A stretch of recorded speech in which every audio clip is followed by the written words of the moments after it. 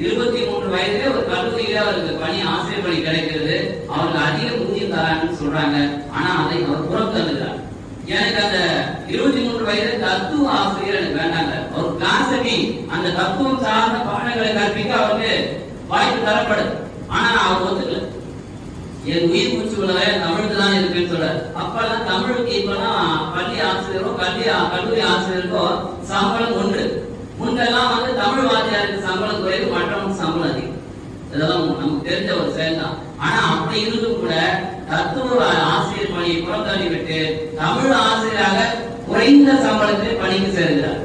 அதாவது அதிக சம்பளம் பெற்றுக்கொண்டு பிடிக்காத துறையிலே நாம் இருப்பதை விட குறைந்தான வருமானத்திலே பிடித்த நம்முடைய பணியில இருப்பது சால பொருத்தம் என்பதை அன்றே நிரூபித்தவர் தான் பரிதிமாறு கலைஞர்.